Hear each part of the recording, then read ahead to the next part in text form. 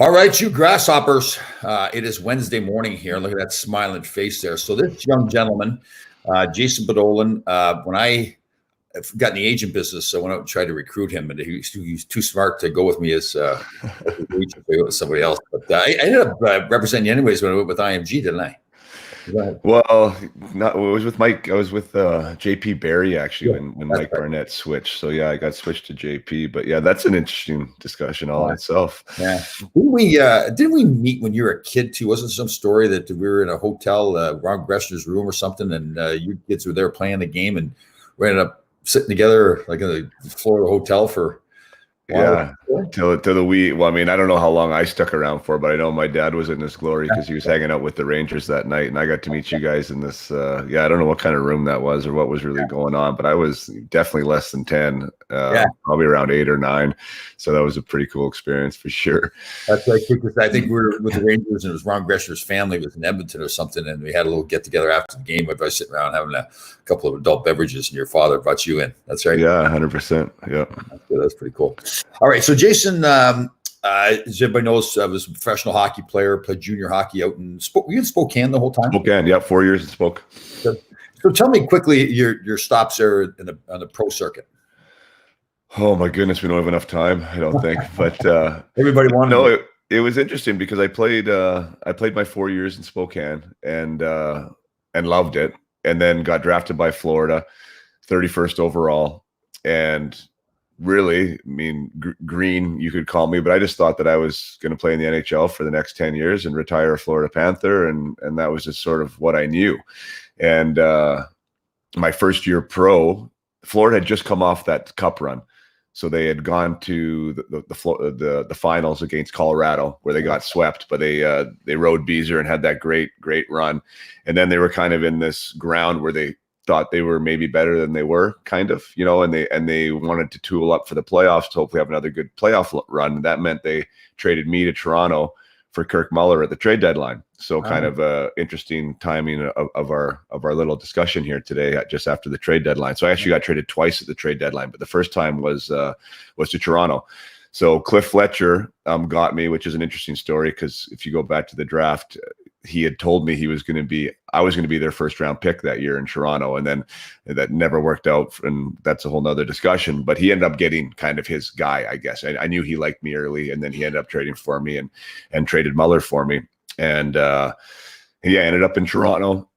Was with that organization for 2.5 years. Cliff ended up getting fired that summer, unfortunately for me, and Neil Smith got brought in, and that was when I think it was Neil Smith. Neil Smith, and then I was kind of toiling in St. John, scoring a ton of goals, and couldn't really get a sniff up with Toronto. And then that was when I got traded again at the deadline. Then I went to LA.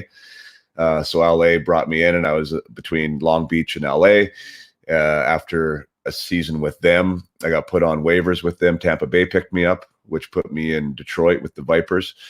Never got called up in Tampa Bay, which was weird because they had like the worst team in the world, and everyone on my team seemed like was getting called up, and it was just one of those stories. And then went to Winnipeg, asked for a trade there, and that's the Manitoba Moose at the time.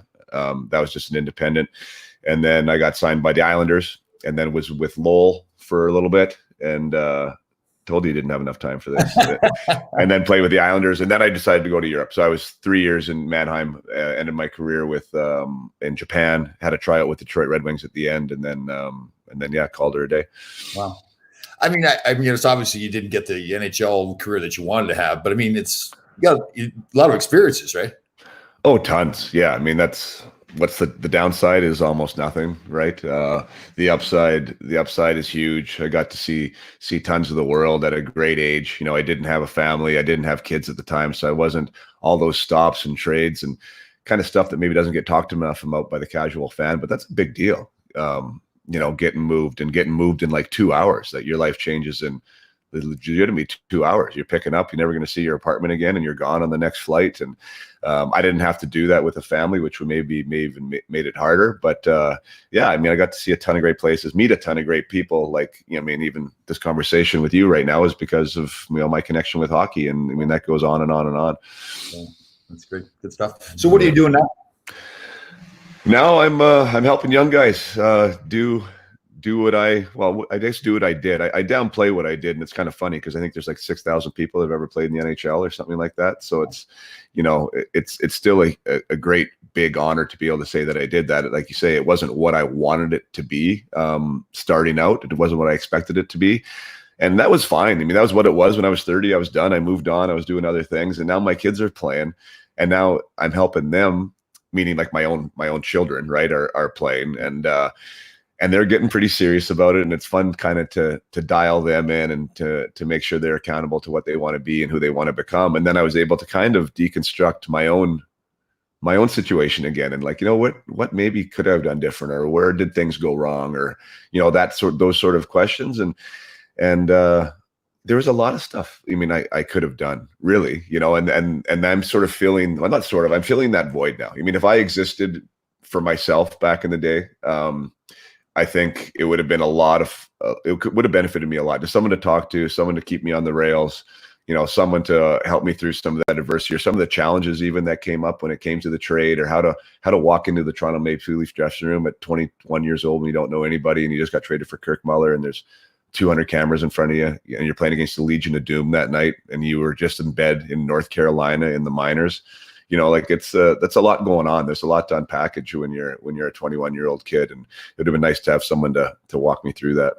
Isn't that true? Like, I do all this True Good Life, I do the book and the podcast and public speaking and everything. And it's funny how, I'm 61 now, and it wasn't until like probably 2 or 3 years ago that I really started to sit back and think. I think it was really starting the book that made me really look back in my life and see the good things and the bad things, and just things that the way I grew up. I talk so much about my father and grandfather on the farm, getting up every day and milking the cows, and how that kind of, that lifestyle really helped me, because I wasn't that great of a player. It's just, I just showed up every day, but it is funny looking back on it now, the things you learn, training things, the diet, the mental part of life in general, but particularly sports. If you knew all that stuff back then when you were playing, right. It's, what a difference it would have made. You see these players now, and they're still like the same as we are, right? They're going to look back years now and go, geez, I wish I had done that. But I think they are much more in tune with their bodies and the diet and everything. But it is funny to look back at that stuff and go like, what the heck was I thinking sometimes? Yeah, why did 100%. Yeah. We found our niche, I think, for what worked well. But at least for me, I felt that I had kind of my own physical performance sort of dialed in the best we could back then. But then when it came to, when it came to mentorship or asking questions, or, something to do with emotional welfare, those types of things were just not talked about at all. Right. And then you were just sort of left to do whatever it is you thought you were supposed to do. And sometimes that's not the best way. And I think the kids now these days are even more adverse to the adversity, or more susceptible, I should say, to the adversity, just because it's been so dialed in, right? For the guys growing up now, like everything's been planned out, and you're going to be here and you're supposed to be there. And you have your strength coach, and you have your nutritionist, and you have all these things. And when something kind of goes sideways or something comes off the rails, it's the big eyes, and now what? This wasn't supposed to happen. So you think it's worse now? Like, do you think more, and you're probably right. I think back to myself. Like, I was at I compare it sometimes to a mudder, like a horse that runs in the mud better than he does in a good track, right? So I was more used to things not being perfect for me. I never had any expectation of being perfect. It was just just keep grinding it out. So you think it's harder on kids now because they more have that kind of perfect life all set out for them? I think so. I think parents are more apt to try and solve problems for the kids growing up now. I think that they're stepping in and dealing with the adversity. I think that I think a lot of these things are. Yeah, I just don't think adversity is something that parents think is even good anymore. For the most part, obviously there's exceptions to the rule. And so I think that it's a very sheltered kind of existence. And then when you do get on your own and you're pro and there is some things that you have to tackle, and now you're left, being an individual in a scenario where it's getting a little bit bumpy. I think that there's some guys that are having a harder time with it, and which is fine. It's neither here nor there, but that's why guys like me exist, or that's why agents are now filling a different role too sometimes, right? Like there's more assets for people to get through some of this stuff. So what do you think? Like, what would you do different? Would you say in your NHL career that really, Jason Podollan was as talented as these guys that played in the NHL, but maybe it was the mental part of the game that wasn't where it should have been to have an NHL career? It's interesting. Yeah. I mean, if I was to really pick myself apart, of course, there's a big accountability thing there. Was I doing stuff really different than other guys? You might think back. I mean, I'd have too many beers. Was I going out too much? Like that kind of stuff. And I mean, I could say, yeah, I should have not have gone out as much, but I mean, I wasn't leading the charge or being, I mean, I never had an issue or whatever. So it wasn't like I can beat myself up over that. But I just think the biggest thing was just finding, I never believed at the NHL level that I was supposed to be there. Right. And that was the biggest thing. And I mean, like you said, Jerome McGinley is a Hall of Famer, and him and I had comparable stats in junior, right? Like there was, even in the minors, led the league in minors at 21, 42 goals one year, and like had success. But then when I got to that next level, it was I wasn't maybe sure that I was supposed to be there. Or I never got in a scenario where I was able to believe in myself. And I think that belief is a big deal. And then that's the thing too, right? Like the communication aspect back then, you know what it was like. I mean, no one told you nothing. You either in the lineup or you were out, and make it work. And I ended up playing safe when I had what I would deem as my opportunity. I was trying not to make mistakes, and you know what happens when you do that? You just blend in, and you're neutral and gray, and off you go again. So yeah, I mean, there were some things I would have like the things I know now with the personal development side, with the sports psychology side. Like I would have. In the minors, I would have been doing more stuff to get myself to believe that I was in the wrong spot, and not just doing actual like training your mind more. Well, first of all, doing more stuff either on the ice or away from the rink to build that confidence that I'm a guy that does stuff differently, right? That I'm a guy. I think your True Grit Life stuff. I mean, an aspect of that I think is very relevant to high performance, very relevant to positioning yourself and your psychological self in a spot that, you know what, I do things differently than people. Not just on the ice, not just scoring goals, but I take care of the little things. I take care of the details. Yeah. So I think there would have been a way to grow that confidence, and also from a thought process, from a visualization standpoint, from a mental conditioning standpoint, to really live in an NHL jersey. And you can do that before you get there. Right. There's definitely ways to do that. And I was a guy that segregated myself, right? When I was in the minors, I wasn't watching the box scores. I wasn't knowing who was hurt. And I'm right or wrong. That was just the way I dealt with where I was at. I just sort of felt, okay, this is where I am. I'm not saying I would have gone back and I would have now dissected every move Toronto was making or whatever, but I would have done a lot more work on my mental side of where it is and what it's going to be like when I get there too. How I'm going to perform. I agree with that a lot. I think you kind of give yourself a license to be more confident, right? Because you've done more work, whether it's the physical part of the game or the mental part of the game. And everybody's different. I mean, some guys come into the game almost being arrogant and cocky, believing that no, absolutely I belong, right? And that's fine. You kind of need that cockiness to make it. And other people, maybe like yourself, more is maybe not believing in yourself as much. And if that's the case, then fine, then you work on it. I view it the same way that, if you're not strong enough in your upper body, well, you go in the gym and you work out. So if you're not strong enough in your mind, go and work out at that, and you can accomplish the same thing. So I agree 100%.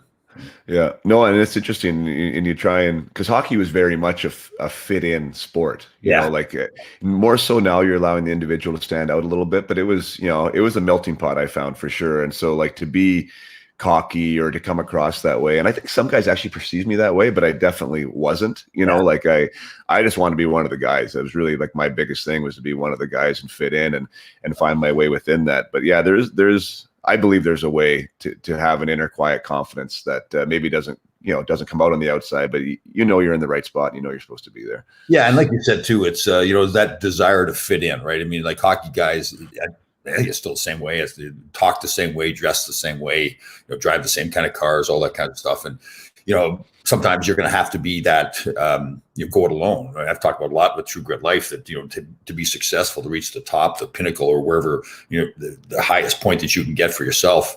I mean, sometimes you are going to have to go it alone, and you're not just going to have to do what everybody else is doing. And even in that team structure, you still want to be that team player. But you still got to do what is right for Jason Podollan or Tom Laidlaw, whoever it is. I mean, I was so fortunate to play with so many great players, Phil Esposito and Wayne Gretzky and Larry Robinson, those guys, and fantastic team players. But they also knew that, okay, they needed to take care of their business. Their job, in Phil's case and Wayne's case, was to score points. So they needed to do that. They would step out and do, like Wayne Gretzky was famous for standing on the ice for 3 or 4 minutes. Everybody else is out for 45 seconds. And that wasn't him being a bad teammate. He just felt like, okay, I need to help my team. I'm on a roll here. I need to do what's right. I'm not gonna play like Tom Laidlaw plays. I need to play like Wayne Gretzky plays, right? And that's that strength that you have to reach that top level. So. Yeah, and I think, and the more you read, right, and the more you get into autobiographies and people who are great at anything, it's usually they aren't doing things the same as everybody else. You know what I mean? Like like all these guys, and that's the guys when I work with junior now, and even let's say you got a midget AAA guy or a bantam AAA guy, and they're going, oh yeah, like, well, I practice twice a week, and I got my, we got our workouts, and I'm like, well, what else are you doing? Well, I'm like, so you're doing the same thing every other 15-year-old is, and you think that's going to get you to the next level, right? And maybe it's not doing 15 extra workouts, but I mean, you got to think different, right? Like you got to do a little more, and you got to think that you're a guy that's going to do a little more. And that's, well, not only is it going to help, but it's also going to help you believe that you're going the right spot. I agree. I've talked. I say it's kind of jokingly, but it's the truth. Wayne Gretzky and I really had just really one thing in common, right? We both had a dream, and we both accomplished the dream. The difference was that my dream was to play in the NHL. His dream was to be the best player that ever played in the NHL. Yeah. We both accomplished those goals. So if I was to look back at it, I look back and I go, well, I'm happy and I'm proud of myself that I accomplished the goal and played in the NHL. But, and I don't beat myself up over it, but if I was to go back and do it again, I would have dreamed of being the best defenseman that ever played. Whether you reach that goal or not, you're going to, you're shooting for something higher, right? So, yeah. So so you got a company, what's the name of your company? Up My Hockey. Yeah. Up My Hockey. Yeah. So we're talking a lot about beliefs. So what are your beliefs when you're going in and teaching these kids? Like, what are you after? Are you trying to improve them mentally, physically, everything? Well, I want them to think different. Usually, sometimes not. Every individual athlete that I'm working with is different. Is coming at me from a different spot. But the overarching idea is really to have action, thoughts, and words align with their goals and dreams. And that's really a big statement there when you unpack, well, what's the goal and what's the dream, and where do these thoughts, words, and actions come into that? And I think when we get those things aligned, those 5 things, you're powerful, much more powerful than otherwise, right? And that's sort of the end. My tagline is just like, let's try and reach your potential. And I think when guys do that, like, what's the worst thing that happens? Like, you're going to get farther than you would have otherwise. And even if it's not, in this case, my hockey players becoming NHL stars or NHL players, all these things that they're learning and living and breathing are things that are going to help them in life and just be a better human. So, character comes into these things. I mean, the consistency, accountability, like all these great words that there's not really a platform for them anymore in a lot of spots, become topics and themes. And it's a lot of fun to talk about. I give so much credit to youth coaches in any sport, across the board, even if they're paid coaches, because it's a thankless job and you're putting hours and hours in. The one thing I think gets lost a little bit sometimes, though, and I don't think this is like some bad thing about coaches, but I think we would stress a little bit more, and I think you're touching on it. Coaching kids in sports isn't just about, coaching them to be better hockey players or better soccer players, whatever it is. It's teaching them to be better people too. And I think the two of them go hand in hand. If you want that person, that young man or girl or boy to be a better hockey player, you're teaching them how to be better people too, right? You're teaching them things that, okay, you can't do something right now. Like you can't, as a defenseman, maybe you're not a good enough backward skater right now. But if you go work at that, you can become a better backward skater. And that's the same thing in life, where it's kind of teaching them that, okay, don't be afraid to say that you failed at something now. It doesn't mean you're always going to fail at it. Go to work and become better at it. And I think that's one of the great things you can get from sports. Yeah, 100%. I mean, I actually have a presentation that I do on that with coaches and for people. And that's, and I think sports is, if people talk about sports providing character or growing character, it almost like it's a synonymous type thing. And I kind of disagree with that. I think sports teaches character if you want sports to teach character. Yeah, totally. And I think when I'm talking, when I'm coaching now, like my actual hockey team, I do the same thing with my clients, but it's not about winning. It's character is the first thing that I'm talking about all the time, and different aspects of it, whether it be consistency, or whether it being a good teammate, or whether it being how you compete, like these aspects of what makes us up will then make us a better hockey player. And when we focus on those aspects first, and that's the theming, and that's what you're talking about, and that's what you're driving home, it's not It's not about making a tape-to-tape pass or what the breakout looks like, right? It's like these other things that are going to allow them to be better hockey players, better people, better teammates, and thrive more, right? So yeah, I'm 100% like, of course you guys like to win. I mean, I love to win. I've always loved to win. I'm a super competitive guy, but when you put the winning first, I think the person gets lost. And that's one thing that we've been talking about a lot is like, and becoming more mainstream. I mean, I just interviewed Dusty Emu for my own podcast. He's a NHL developmental goaltending coach, and he was echoing what Travis Green was saying at the NHL coaches conference. And it's what I say in my philosophy, and it's about coaching the person and not the player. Right. Move the person first. And you touched on the winning part too, and and I actually think it's important to coach to win, but it's the process that goes into winning that's important, right? It's like you want them to have that goal. You're not just showing up and going through the motions, but to me, it's that as a coach and as players, building every player to be a better player, a stronger person, so that by the end of the year, when you go to that end of the year tournament, you've got the whole team being better, not just your top 6 forwards and the other kids sitting on the bench. It's everybody has gotten better because you've gone through the whole process. You've gone into games where maybe you're up 2-1 and you want to go put the top guys on the ice every time, but you give your other guys a chance too that are perceived not to be those top guys. And it's that pulling together, and sometimes you're going to fail. And it's that pulling together as a team to say, here's a lesson for us, guys. That don't look at this one guy as the reason why we didn't win that game. This is a team game, and maybe you could have done something differently. All those different things, all the practices where you've, like I said, and I guess because I'm a defenseman, I use this example all the time where you couldn't do something at the start of the year, but you worked at it. And by Christmas, now all of a sudden you can perform that backward skating move that you couldn't do before. So now you're a stronger player now because you're a stronger player, then the team's stronger. So I try to say to people, it's like, yeah, we want to win, but it's how you win. It's that process that goes into winning. So. Yeah, 100%. That echoes what I was saying earlier with like aligning your goals and with your actions, thoughts, and words, right? I mean, that's the process. I mean, you teach the process, and the results generally come. And that's what Travis Green said. He said in his speech, it was ballsy for him to say that, like, in front of his peers, second-year coach, and he said at the NHL level, right, that he's like, when I make my biggest mistakes when I put winning first.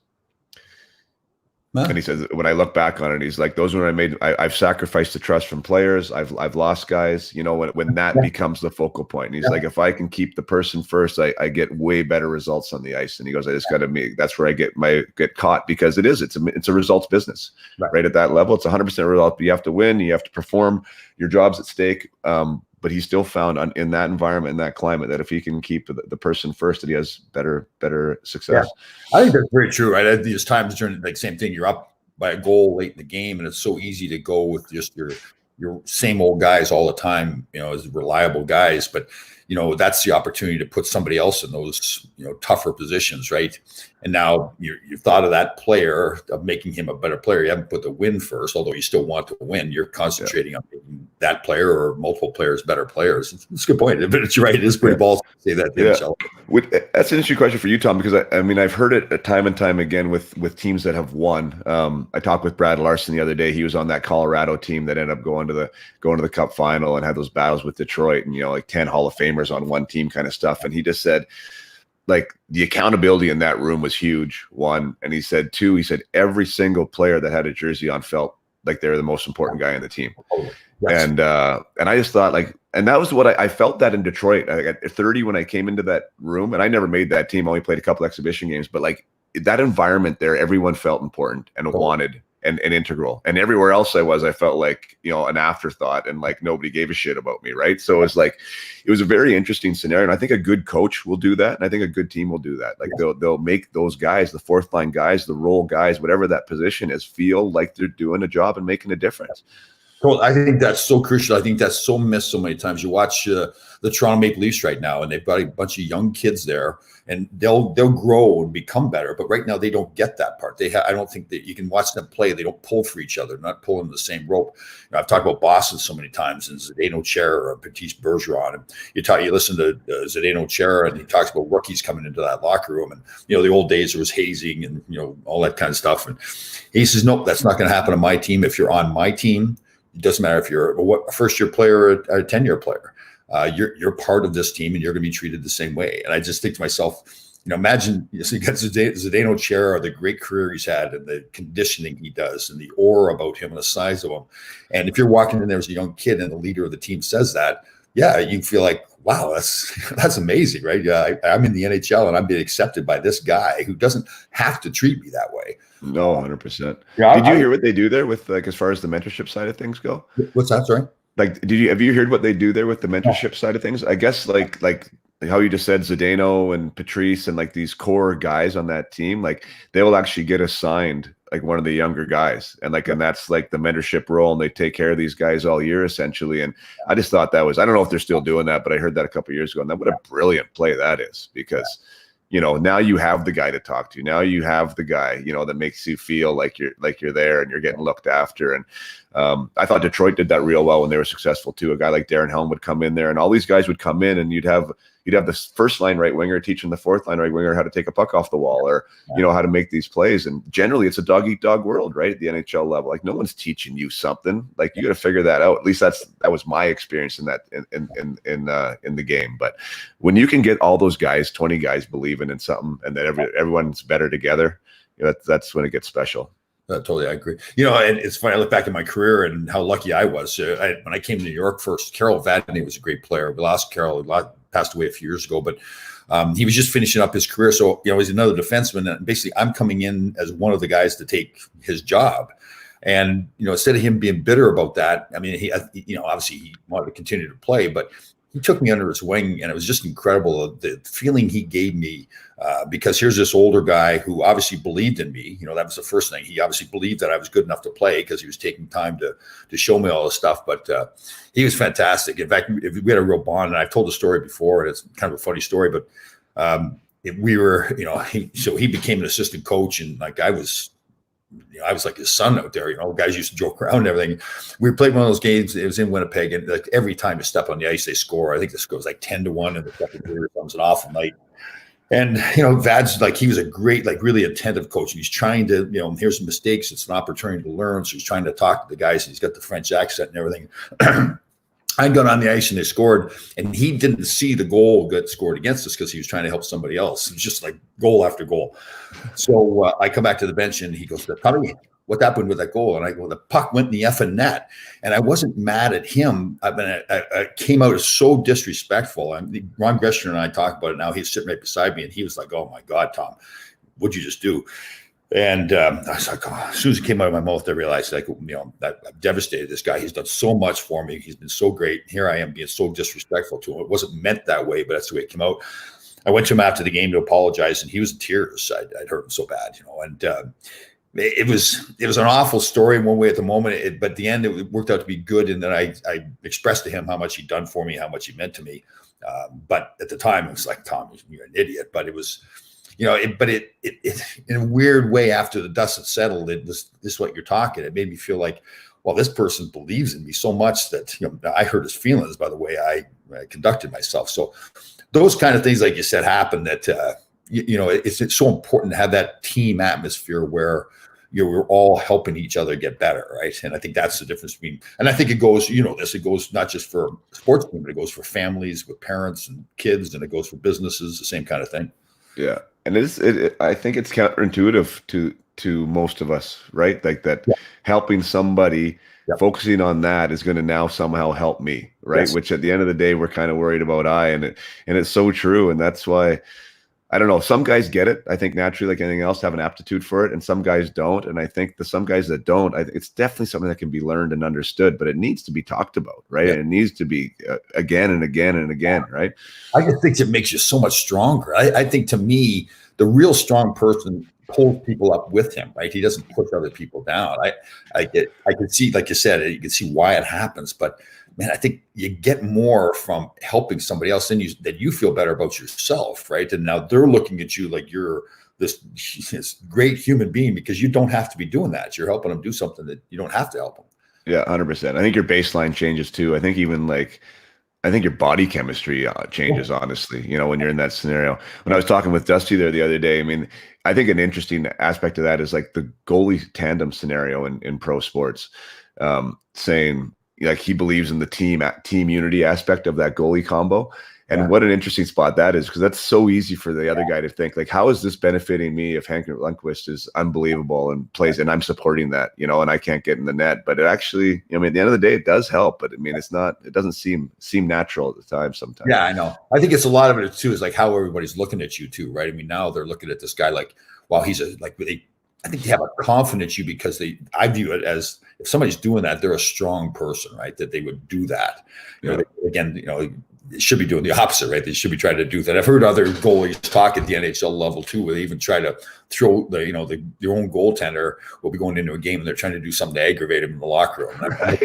And I'm going, like, it just doesn't make any sense. I look at that as like an insecurity, right? You're not as strong as yourself that you do that kind of stuff. But so you're coaching your own kids team, and you go out and you coach other kids as well. Yeah, I got 3 of my own boys that are on 3 different teams. I'm head coaching the oldest one, which, like you said, that's an unpaid position here in Vernon, and it's it's a pretty big job to do it at that level. And then I got clients from around North America, and just helping kids align with their dreams and get where they want to get to. And I say kids, kids meaning younger than me, right? But in the amateur aspect, and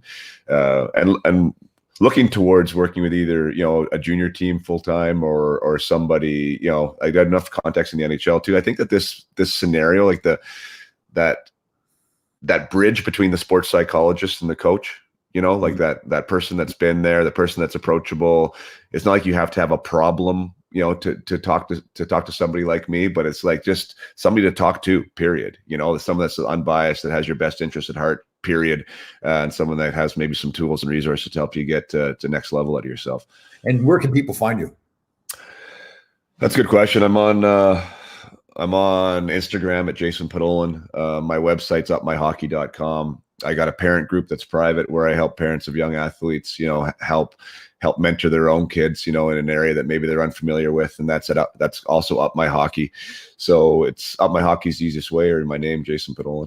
Good deal. Good. Well, great to talk to you again. It's funny, right? They look back at the history we had going way back to your kid there sitting on the hotel room floor, and then dealing with each other too, and when you're junior and all that stuff. So it's great to see you're doing so well. How's your father doing? Oh, he's doing good. Yeah, he's still running the hotels and doing his thing, and he's busy, and we're busy. We live in the same town and never see each other. It's crazy, right? It's just the way it goes. Oh, you know what? I just thought though, the Up My Hockey podcast, which hopefully you're going to be a guest on here one of these days. So yeah, I just started that this year. Got eight episodes, and it's all talking with ex-pro guys or guys that are in agents now, or somehow facilitating guys being great or have their own story, and it's kind of. It's a podcast about the process, essentially, about the journey.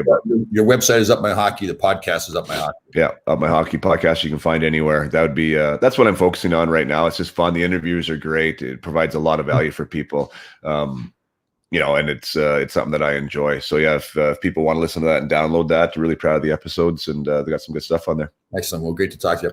All right, guys, that's great. Jason Podollan, he's been around the world playing hockey. Now he's helping other kids. So upmyhockey.com. Thanks, Jason. Awesome. Thanks, Tom. Thanks for having me.